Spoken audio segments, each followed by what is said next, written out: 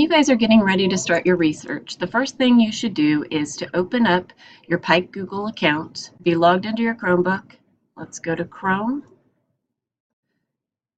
And what I'm going to do is I'm going to go to my drive and create a folder and a folder to keep my documents in. So I can click here, click on Drive, and I'm going to do New, and I'm going to create a folder.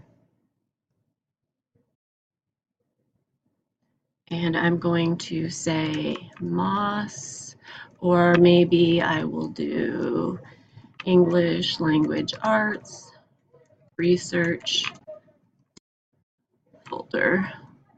And I would do create.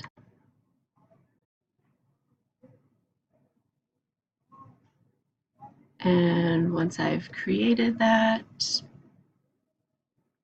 I will see it right here at the top. Then within that folder, I'm going to create 3 documents. I'm going to create my works cited document. So I'm going to make sure that I have that titled up here, works cited. And then that's already saved. So I could do another new document just from that screen. And I'm going to call this one annotated